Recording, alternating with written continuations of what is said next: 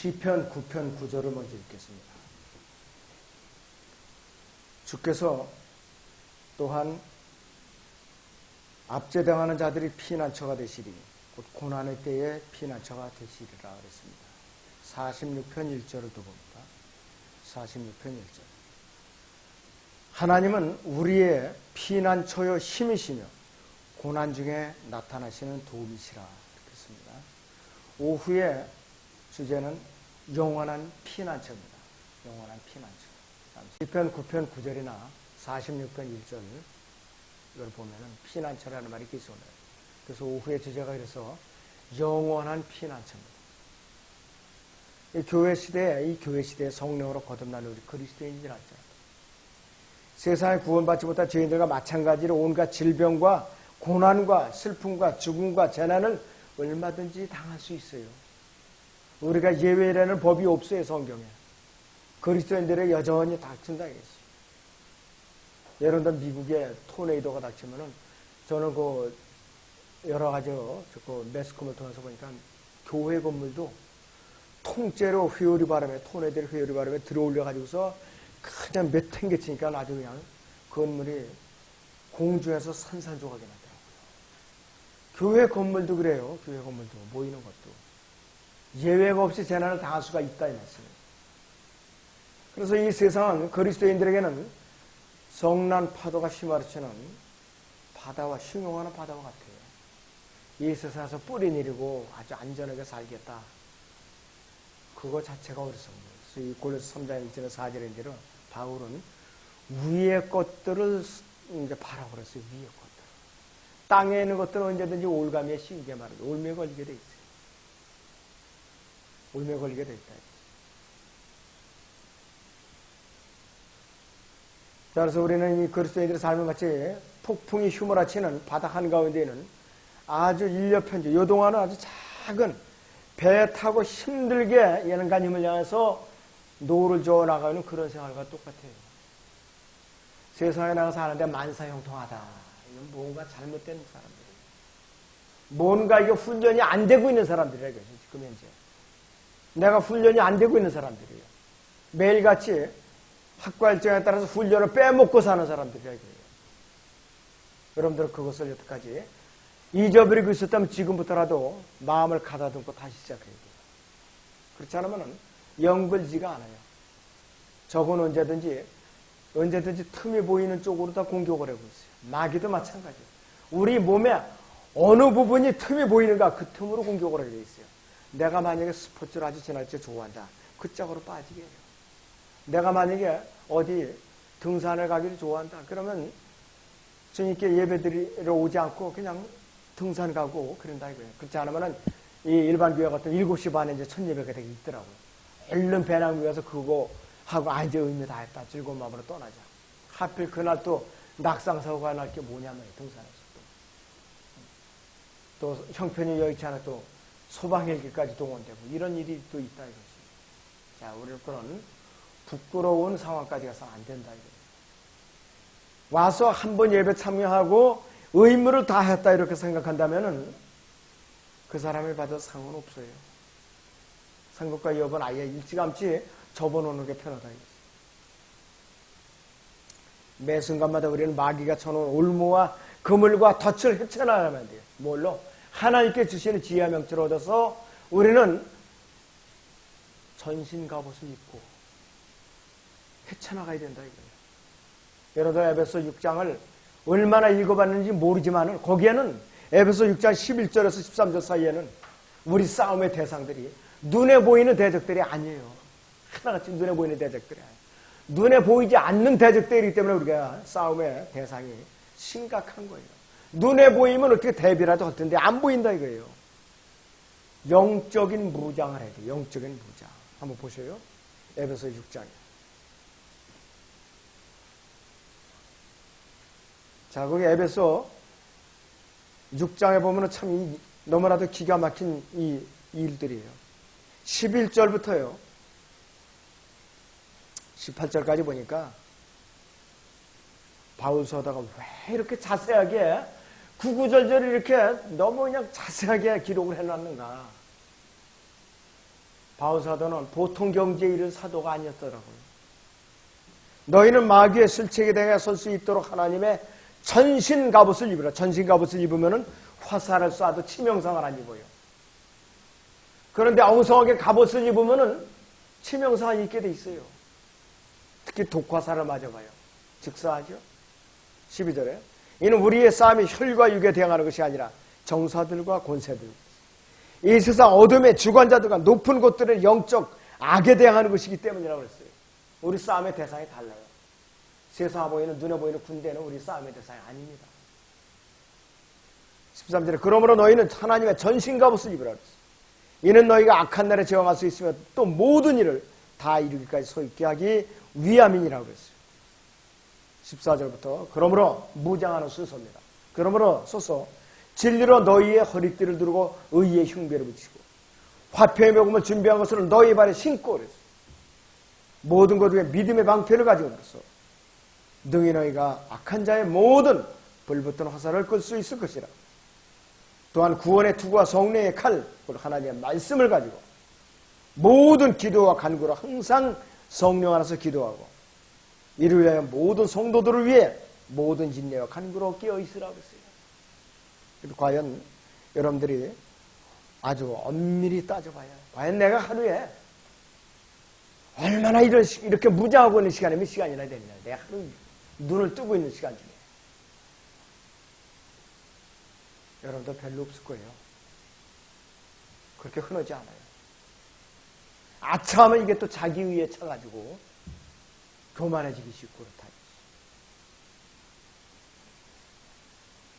여러분들 이 아까 제가 9시에 성경 공부 시간에는 내가 이제 얘기를 했는데 요한계시록에 나온 저 19장에 몰려오고 아마겟돈 군대가 동방에서 오는 군대라고 그랬지만은 자세히 성경을 보면은 초자연적인 군대예요. 그렇기 때문에 이 초자연적인 군대이기 때문에 인간 지휘관은 인간 사령관은 통제가 불능해요. 절대로 할 수도 없어요. 타락한 천사들이 다시 내려와서 그들의 지휘관들이 된다 이거지. 이렇게 마귀는 아주 치밀하게 하나님을 대적하고 있어요. 마귀는 아주 치밀하다 이거지. 기왕에 얘기 나온 김에 보고 넘어가죠. 요한계시록 보시죠. 요한계시록 16장을 먼저 봅니다.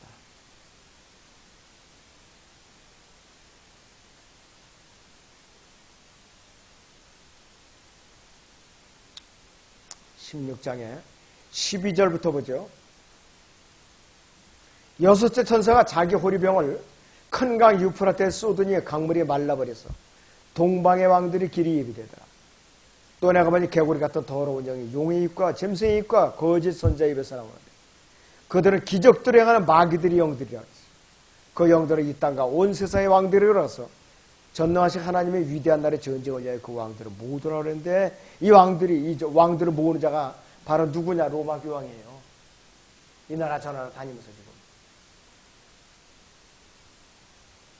그런데 이 이역 군대가 사람들로만 알아서는 안 돼요.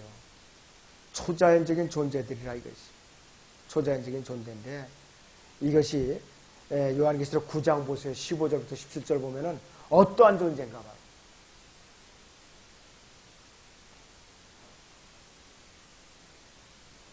네, 9장에 13절부터 보죠. 여섯째 천사가 나팔을 불 때 내가 들으니 하나님 앞에 있는 금제단에 네 뿔에서 하는 음성이 나왔는데 나팔을 가진 여섯째 천사가 이렇게 말하기를 큰 강 유프라테스에 결박하여 놓은 네 천사를 풀어주라고 하니 그랬어요.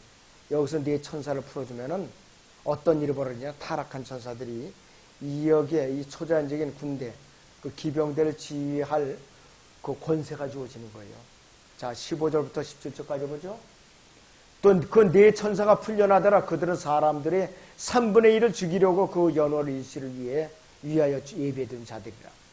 각 기병대의 수는 2억이니 내가 그들이 있을 자를 들어놓으라. 또 내가 환상 가운데 말들과 그 위에 탄 자들을 보았는데 그들은 불과 제선수와 유황으로 된 흉배를 지녔으며 말들의 머리는 사자들의 머리 같고 그들 입에서는 불과 연기와 유황 같이 같이 유황이 나오더라. 불과 연기와 유황이 나오더라. 그러면서 이제 쭉 해보면 초자연적인 기능을 가졌어요. 이역군대가 바로 이런 존재들이에요. 그러니까 이 앞으로 이 땅에 남아있을, 대환란 때 남아있을 사람들이 얼마나 비참한 존재들이가 상상을 한번 해보세요. 끔찍한 일입니다. 끔찍한 일이에요. 근데 여러분들은 거기서 면제받았잖아요. 뭘로? 하나님의 은혜로. 예수님을 영접한 그 하나 때문에 여러분들 면제받은 거예요. 그런데 아직도 그거조차도 자기 의가 가득 차갖고 영접하기 싫어갖고 거부하고 있는 사람들이 지금 우리보다 몇 수십 배 이상 더 많잖아요. 몇 수십 배가 뭐예요?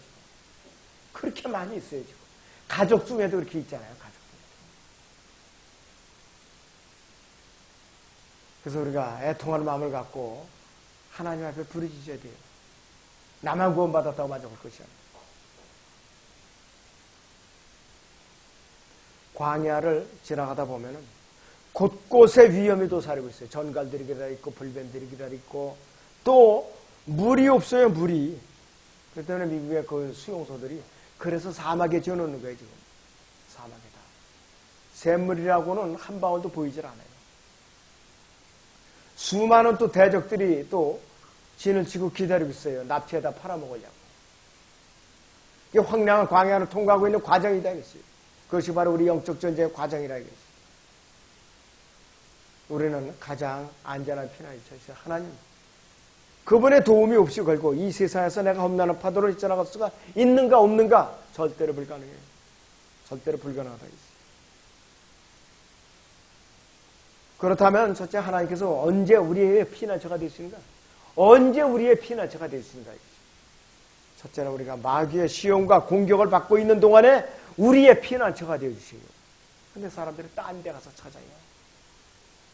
하나님의 품 안에서 부르짖어야 되는데 왜 딴 데 가서 찾느냐 이것이 그리스도인이라는 사람들. 그래서 마귀의 온갖 시험과 공격이 홍수처럼 우리에게 밀려오는데 영적으로 해제되어 있으니까 무장이 해제되어 있으니까 감지하지를 못하는 거예요. 나를 뜯어먹으려고 지금 달겨들고 있는데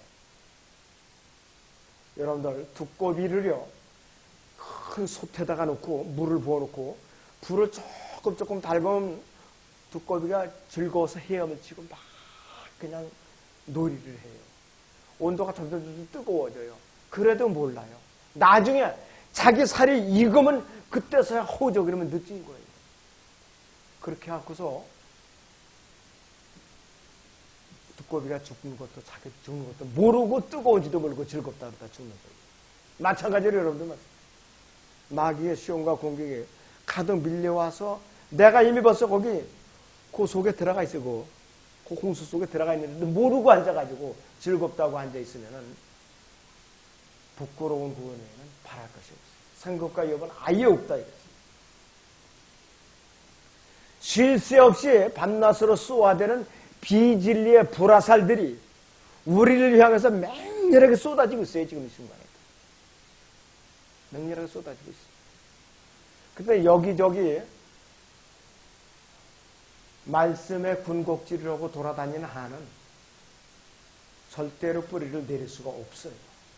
왜? 첫째는 섬김의 자세가 안 돼 있어요. 그 다음에는 배움의 자세가 안 돼 있어요. 그런 자세 갖고는 안 된다. 우리도 그런 자세로 절대로 가지면 안 된다. 만약 하나님께서 우리의 피난처가 되지 않는다면 우리는 치명적인 상처를 입고 피할 수 없는 위험에 놓여 있는 야생동물하고 다를 게 무엇인가? 아무것도 없어요. 구원받은 거 외에는 똑같다 이것이에요. 야생동물하고 똑같아요. 우리도. 구원받은 거 외에는 똑같다 이것이에요. 마귀의 술제가 효과적으로 우리를 대적하기 위해서 하나님의 전신갑옷을 입어야 된다.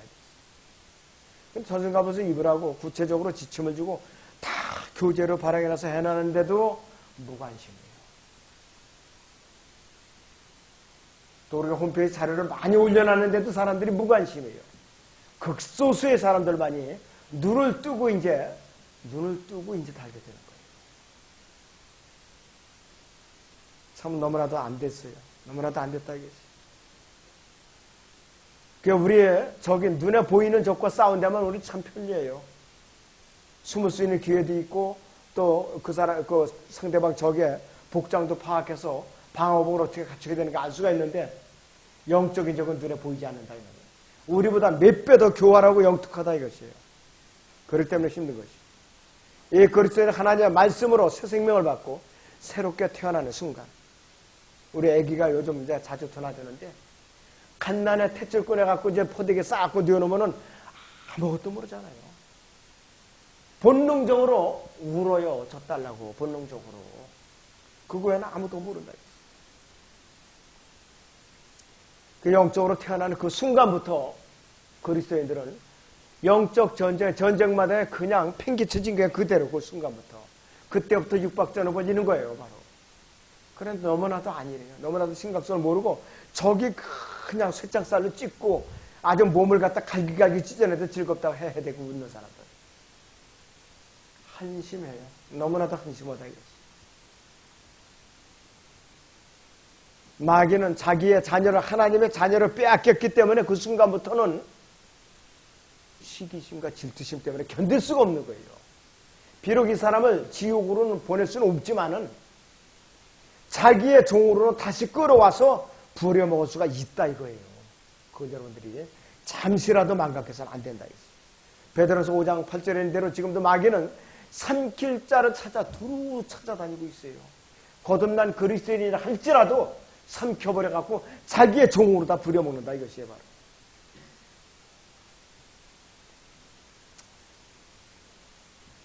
주님께서는 이 미래를 내다보시고 겟세마네 동산에서 죽으심을 앞두고 십자가의 결투를 앞두고 저나 여러분들을 위해서 간구하신 기도가 있어요. 요한복음 17장 14절을 보겠습니다. 요한복음 17장 14절 보시죠.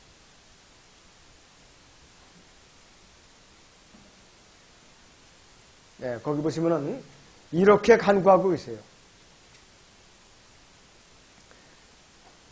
내가 그들에게 아버지의 말씀을 주었더니 그랬어요. 내가 그들에게 아버지의 말씀을 주었더니 세상이 그들을 미워하였나이다.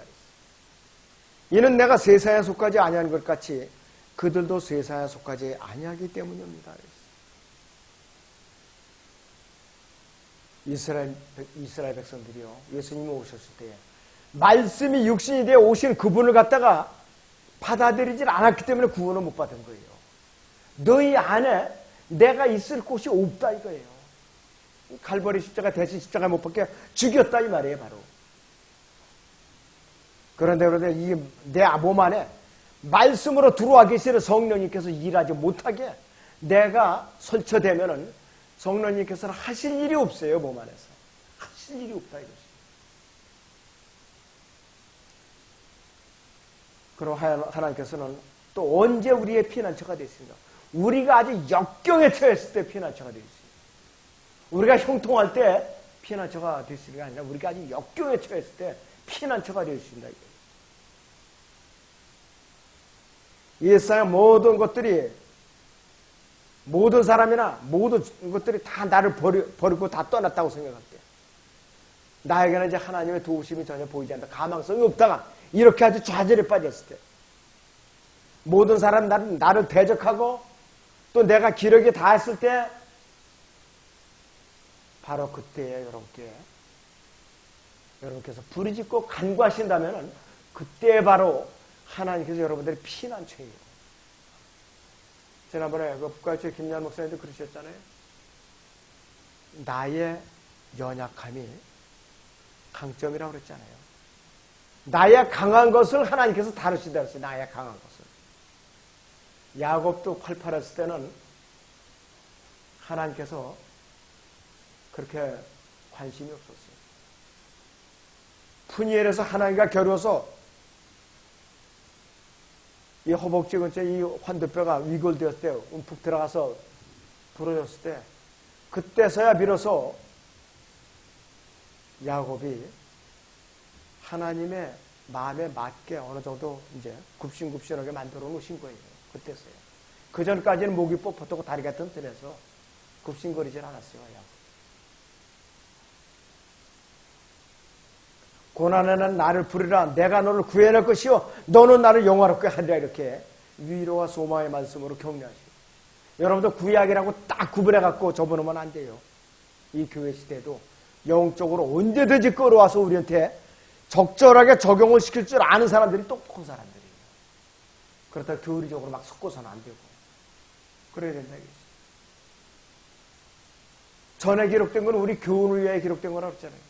그걸 활용을 하시고, 우리의 피난처가 되신 예수 그리스도만을 의지하면서 믿음의 실현을 끝까지 잘 지켜내는 사람이 현명한 사람. 그런 사람은 상급과 위협을 바라볼 수 있는 사람이라 이것이. 또 하나님께서는 언제 우리의 피난처가 되시는가? 우리가 아주 극심한 재난을 당하고 있을 때, 구약에서 대표적인 인물이 바로 욥이죠. 재난을 당했을 때 하루아침에 그 동방의 갑부가 아주 쫄딱 망하고 아주 알거지가 된 거예요. 10명의 자녀들 다 죽고 가축도 다 흩어지고, 남은 가락은 부리는 종 몇 명밖에 살아남지 않은 거예요. 부리는 종. 기껏해 고 고작해서 멀리서 온 엘리파스라든지 그런 그 세 친구들이 있잖아요. 와서 처음에는 말도 못하고 미안하니까 일주일 동안 가만히 앉아있다가 나중에는 욥을 괴롭히기 시작하더라고요. 위로는. 그것이 인간입니다. 우리가 건강을 잃고 병이 들었을 때 여러분들 보세요. 여러분들 자신도 보세요. 지금이라도 병원에 가서 지금 암 3기래요. 그것도 또 췌장암 같은 거. 네? 그러면 가슴이 덜컥 내려앉죠. 우리가 몸의 구속을 받지 않은 상태에서 누구든지 별 수 없어요. 다 가슴에 덜컹덜컹한 거라 있어요. 바로 그런 때 우리는 누구에게 의지해야 되느냐? 예수 그리스도라는 그 품속으로 빨리 뛰쳐들어가야 돼요. 세상의 의사가 다 고쳐주는 거 아닙니다. 극히 일부분만 고쳐줘요. 원래 암이라는 것은 자신의 면역력이 강한 사람들은 잘 안 생겨요. 지금 아무리 극심해도. 면역력이 약한 사람에게만 생기게 돼 있다. 그 암을 극복하는 길도 어떤 방법으로든 자기 면역력이 회복되면 고쳐져요. 지금도 마찬가지예요. 내가 힘을 잃고 재산을 다 잃고 병들고 마음의 평안을 잃고 고통을 아주 극도로 받고 있을 때에 아무 즐거움도 없고 또 나는 언제 죽을 날을 기다리고 있는가? 이러한 그 소망이 없는 사람들에게 하나님께서 피난처가 되십니다. 자, 그래서 주의 오른팔만이 날 우리를 지탱할 수가 있고 그분의 임재만이 우리를 격려할 수 있다 이것이. 그분의 사랑만이 우리를 위로할 수가 있어요. 인간의 위로가 우리한테 아무리 적어도 만족할 수가 없어요. 만족할 수가 없다 이것이. 자, 그래서 욥은 그 많은 것을 한나절도 안 돼서 다 잊어버렸어요. 욥기 2장 7절 8절에 보면 이렇게 말씀을 하고 있어요. 욥기 2장 7절 8절에 보세요.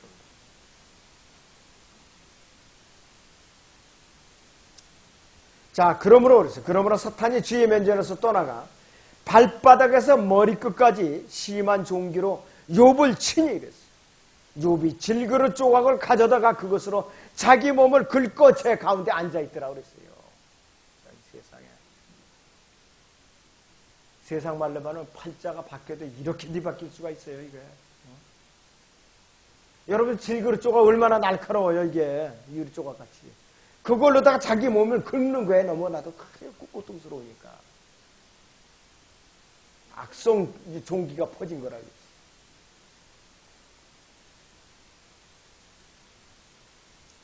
이러한 욥일지라도 하나님께서는 마지막에 그가 잃었던 것을 2배나 더 축복해 주시고 회복을 시켜 주셨어요. 교리적으로 물론 대환란 때 이스라엘 회복이지만 하물며 하나님의 아들들이 된 우리 그리스도인들에게 우리가 자세만 올바르다면 확실한 하나님께서는 우리의 확실한 피난처이고 영원한 반석이 있을 수밖에 없죠. 그런데 왜 우리가 고난을 당했을 때, 역경을 당했을 때 기도를 안 하고 다른 데 가서 처방을 찾느라고 악을 쓰느냐 이것이. 하나님께 부르짖어야 돼. 하나님께 부르짖어야 돼. 그렇다고 해서 어떤 분들은 다리가 교통사고 나서 부러졌는데 기도로 고치겠다고 버틴다. 이건 또 옳은 거 아니에요. 왜? 의료기관도 하나님의 섭리 가운데 운영되는 거예요, 현재. 이분께서 땅을 직접 통치하시게 아니라 의료기관 자체도 하나님께서 운영하시는 그 기구들이라 이거죠. 그걸 또 무시해서는 안 돼요. 신약에서 고난의 사도였던 바울에게 하나님께서는 우리에게 현재 여러분이나 저나 크고 작은 이제 고난들이 따르지만은 우리의 고난과 역경은 아무것도 아니죠. 바울 사도가 받은 고난은 말도 할 수 없다 이것이에요. 고린도 후서 보세요. 11장 26절 27절을 보세요. 여러분. 고린도 후서 11장 26절 27절을 보세요. 바울은 세상의 관점에서 보면 너무 비참한 사람이에요. 너무 비참한 사람이다 이것이.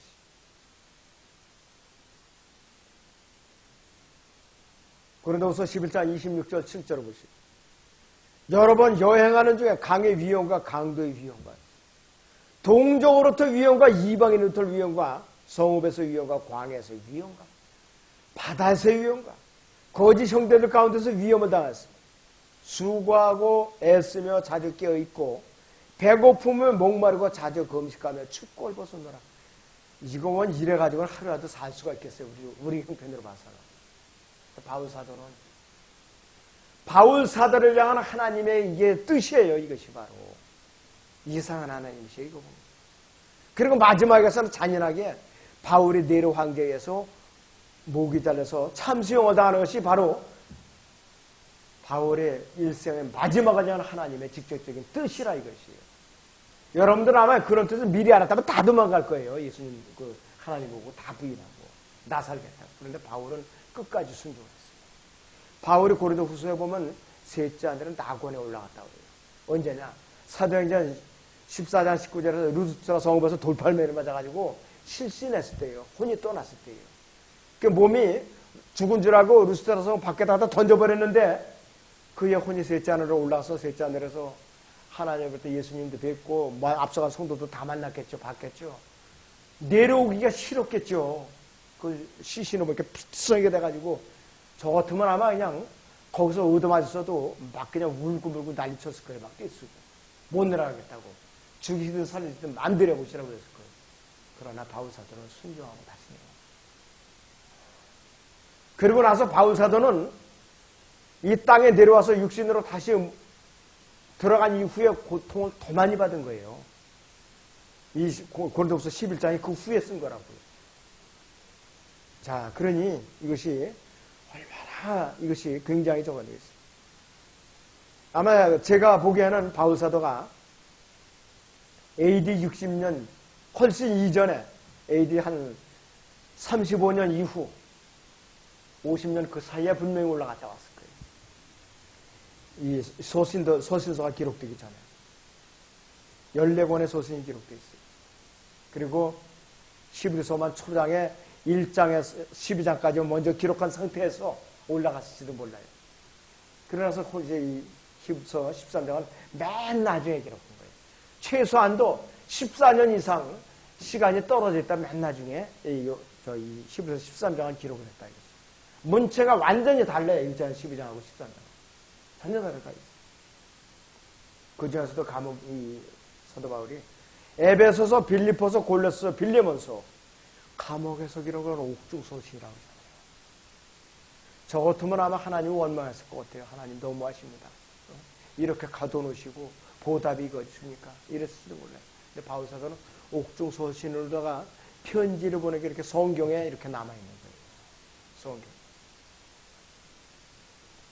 시련과 역경을 통과하지만 단단하게 빚어질 수가 없어요. 여러분들 대장간의 그 연장들을 보세요. 그 대장장이 그 삼복도에도 땀을 비우듯 흘려가면서 그냥 또 때려가지고서 풀매다 또 당금질했다 또 빼가지고서 또 때리고 그러잖아요. 그거 보면은 여러분들 교훈을 얻을 수가 있어요. 대장간.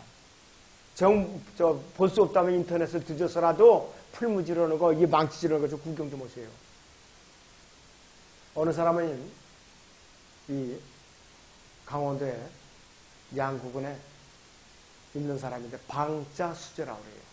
옛날에 고급 누수조. 하루에 딱 한 개밖에 못 만든대요. 새벽부터 불을 데려갖고 풀무질 해가지고 그 노술 해가지고서 하는데 그 숟가락에다가 밥을 먹은 병이 거의 안 생길 정도로 그렇게 특수한 숟가락이라고 해요.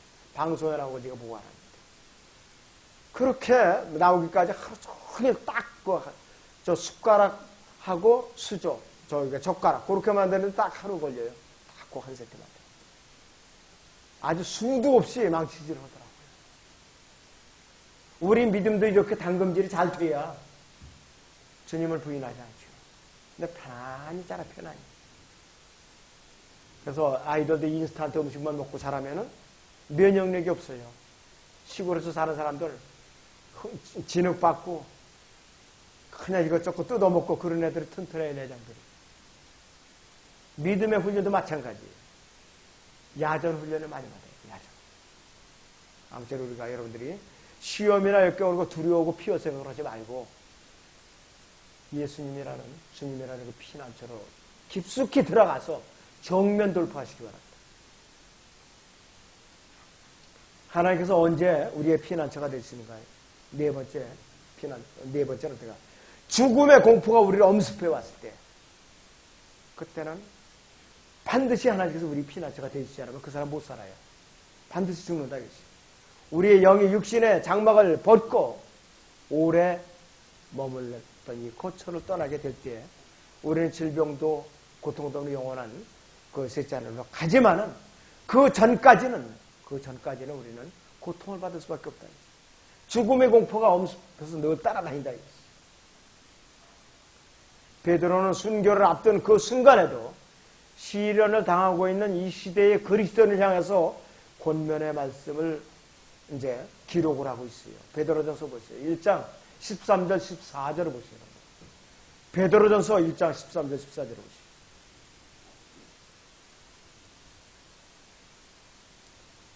자, 거기 보시면 이렇게 베드로가 권면하고 있습니다. 그렇도다 내가 이 장막에 있을 동안에 여기서 내가 이 장막이라는 소리 자기의 몸이라 이 말이에요.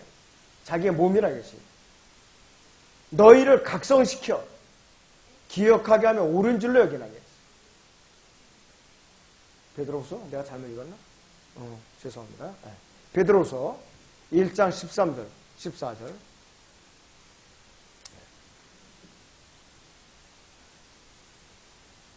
아닌데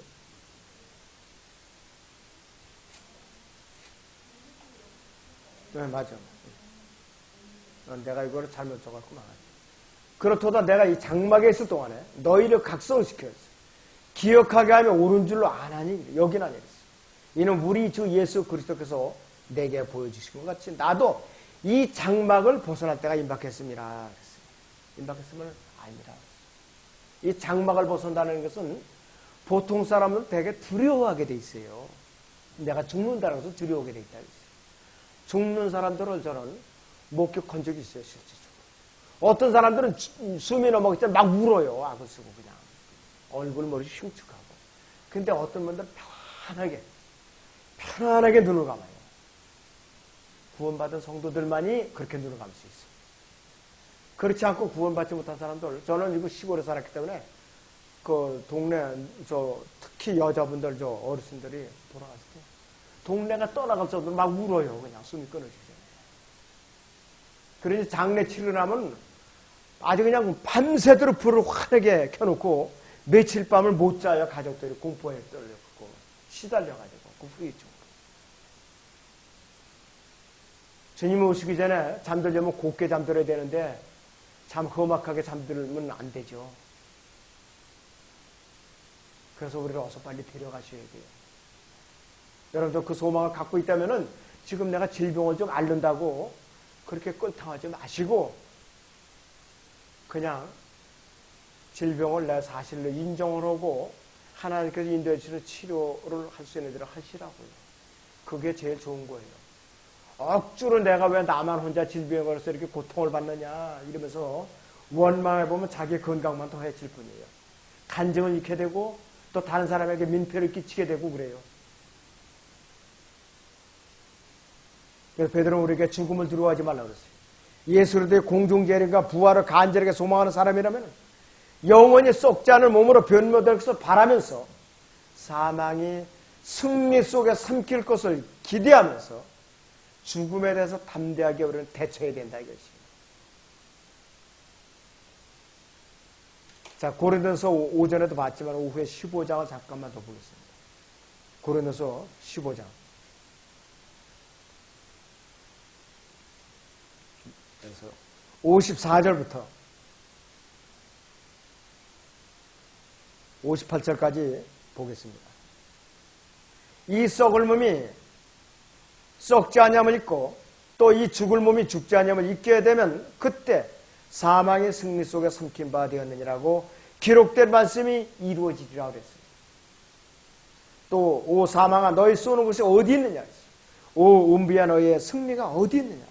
사망에 쏘는 곳은 죄여 죄의 능력은 율법이라. 그러나 우리 주 예수 그리스도로 통하여 우리에게 승리를 주시는 하나님께 감사하노니 그러므로 나의 사랑하는 형제들아 견고하라. 흔들리지 말라. 항상 죄를 넘치게 하라 그랬어요.